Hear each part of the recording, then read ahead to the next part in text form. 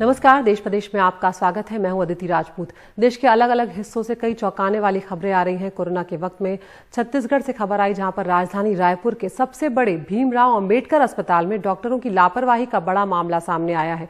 यहां एक जीवित बुजुर्ग महिला को मृत घोषित कर दिया गया और बेहोशी की हालत में महिला को चिता तक पर लिटा दिया गया।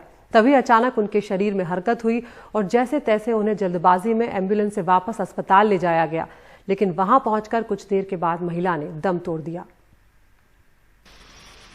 कोविड की महामारी से हर तरफ लोगों की मौत हो रही है और सब ऐसे सुन्न हो गए हैं कि अब जिंदा लोग भी मुर्दा बताए जा रहे हैं।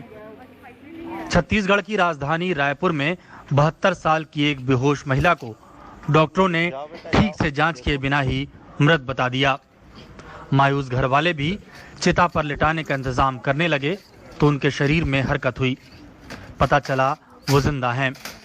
फौरन एम्बुलेंस बुलाई गई और वापस अस्पताल भेजा गया, लेकिन वो बच नहीं पाईं। रायपुर के गोकुल नगर शमशान घाट पर उनका अंतिम संस्कार किया गया। नानी की तबीयत खराब है।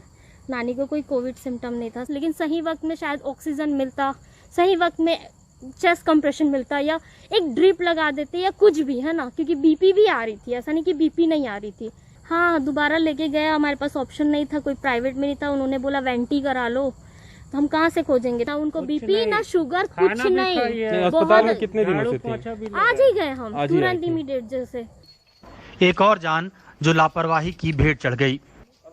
अस्पताल की लापरवाही उजागर हुई है। एक 72 साल की बुजुर्ग माँ को जिंदा थी, उनका इलाज नहीं हो पाया, उनको जिंदा ही यहाँ पर शमशान घाट ले आए। फिर कुछ देर में परिजन को पता चला कि वो जीवित हैं, तो दोबारा वो अस्पताल ले गए। सही इलाज होता तो शायद माँ की जान बचाई जा सकती थी। रायपुर से सोमेश पटेल, एनडीटीवी इंडिया के लिए। छत्तीसगढ़ के दुर्ग में लचर सरकारी सिस्टम के चलते एक 2 महीने की बच्ची की जान चली गई। पहले कहा गया कि उसे कोरोना है, फिर बताया गया कि कोरोना नहीं है और फिर उसकी उम्र 20 साल बता दी गई। यहां तक कि उसके माँ बाप जो हैं वो यहाँ वहां भटकते रहे इलाज के लिए, लेकिन इलाज में देरी होती चली गई। अब परिवार वालों ने अस्पताल वालों के खिलाफ शिकायत दर्ज करवाई है। भिलाई के शांति नगर की रहने वाली 2 माह की बच्ची को 25 अप्रैल को बुखार आया।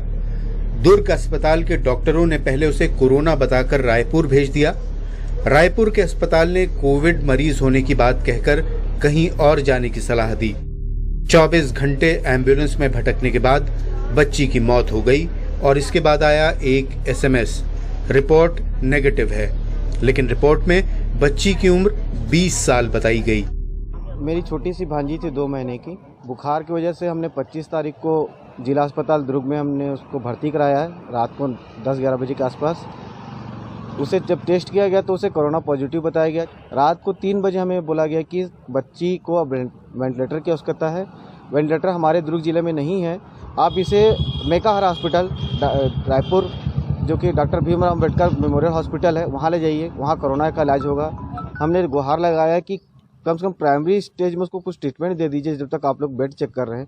बोले सर जब तक बेड खाली नहीं हो रहेगा तब तक हम कैसे एम्बुलेंस में दे दीजिए ट्रीटमेंट। 6 बजे के आसपास उसने दम तोड़ दिया। जब उसकी पूरी काम क्रिया हो गई, उसके बाद 3 बजे हमारे पास रिपोर्ट आती है, जो कि प्रशासन एसएमएस के द्वारा भेजता है हमें। उसमें रिपोर्ट आई है निगेटिव और उसमें एज बच्ची का 2 माह की नहीं ना करके उसे 20 साल का दिया गया है। अस्पताल अब मान रहा है कि इस मामले में चूक हुई है। जिसने जांच किया है उसने रेड पॉजिटिव ऐसा करके उस ट्रीटमेंट पर्ची में लिखा है। साथ में लिखा भी है कि रेस्पिरेटरी डिस्ट्रेस है, उसका सांस में तकलीफ है और 60 से 90 के बीच उसका सेचुरेशन है। और बाद में जब उसका रिपोर्ट आईसीएमआर डाटा में देखा गया है तो उसमें भी उम्र का डिफरेंस 20 साल लिख रहा है और उसको निगेटिव शो कर रहा है। ये दोनों रिपोर्ट कंट्रोवर्शियल हैं। किसी डिप्टी कलेक्टर को और हमारे मोबाइल डॉक्टर्स की टीम के द्वारा इसका विस्तृत जांच कराऊंगा। परिवार ने दुर्ग के अस्पताल के खिलाफ शिकायत कराई है। पुलिस दलील दे रही है कि शिकायत में किसी का नाम नहीं है। एक बच्ची जो जिला अस्पताल में इलाज हेतु ले जाया गया था, 2 माह की बच्ची थी और उन्होंने लिखित आवेदन पेश किया है कि वो अस्पताल की लापरवाही से उसकी डेथ हुई है। इस संबंध में हमने आवेदन प्राप्त किया है। आवेदन प्राप्त करने के पश्चात हम उसको गहराई से उसकी जाँच करेंगे। यदि उनके खिलाफ यदि लापरवाही का कोई सबूत हमको मिलता है तो उसके खिलाफ वैधानिक कार्रवाई की जाए। अगर किसी के लापरवाही की वजह से हुआ होगा तो डेफिनेटली इसमें जांच करेंगे और ऑलरेडी इसमें सीएमएचओ ने जांच के आदेश दे चुके हैं, तो जो रिपोर्ट आएगी उसके अनुरूप इसमें कार्रवाई होगी। सिस्टम की लचर व्यवस्था की वजह से 2 माह की बच्ची को जान गंवाना पड़ गया। ना वेंटिलेटर मिला, ना सही ढंग से इलाज हो पाया। परिजन इलाज के लिए दर दर भटकते रहे, डॉक्टरों से मिन्नतें की, मगर किसी ने एक ना सुनी। रायपुर से सोमेश पटेल, एनडीटीवी इंडिया के लिए।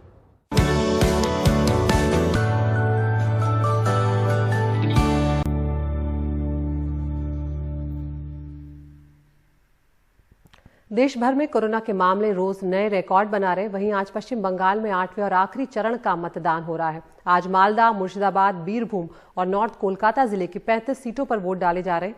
राज्य के 84 लाख से ज्यादा मतदाता 283 उम्मीदवारों की किस्मत का फैसला कर रहे हैं।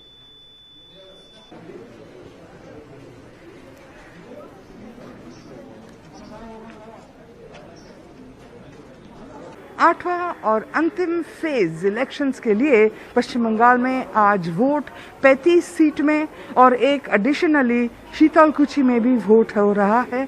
तो 36 सीट्स पे वोटिंग 5 जिलाओं में। मैं हूँ कोलकाता में। कोलकाता यहाँ पे ये चौरंगी कॉन्स्टिट्यूएंसी है और यहाँ पे वोट चल रही हैं। आप देख सकते हैं वोटर्स आए हुए हैं मास्क पहन के। सिक्योरिटी के पर्सनल जो हैं वो ठीक जगह पे लोगों को डायरेक्ट कर रहे हैं। जैसे वोट होता है वैसे ही चल रहा है। लेकिन ये तो ज़रूर कहना पड़ेगा कि पिछले फेज में जब कलकत्ता के सीट्स ने वोट किया तो टर्नआउट जो था वो थोड़ा कम ही था, 60% के आसपास। और कोलकाता में ये पश्चिम बंगाल के कंपैरिजन में ये ज़रूर थोड़ा कम परसेंटेज है वोट्स के।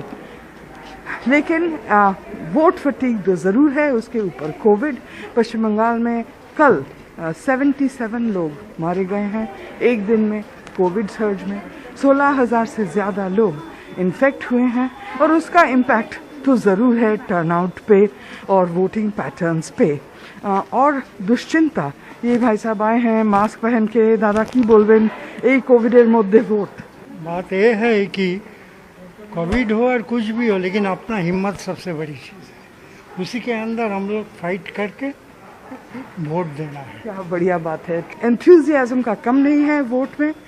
लेकिन सभी को खुशी कि अब 8 चरण का वोट आज समाप्त होने जा रहा है। लेकिन कोविड का इम्पैक्ट है, उस पर सबका नज़र।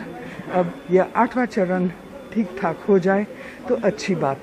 पश्चिम बंगाल में इलेक्शन के दौरान अब 4 कैंडिडेट की मौत हुई है कोविड के कारण। आज कल भी एक कैंडिडेट जिसका आज वोट हो रहा है मालदा में, एक महिला श्री रूपा चौधरी, वो आज भर्ती हुई हैं कोलकाता के अस्पताल में कोविड लेके। तो इस दुश्चिंता के बीच वोटिंग आखिरी चरण पश्चिम बंगाल में लोग वोट देने के तैयार हैं, वोट देने को डिटर्मिन्ड है, लेकिन सावधानी से। जीडी शंकर के साथ मनदीपा बनर्जी, एनडीटीवी इंडिया।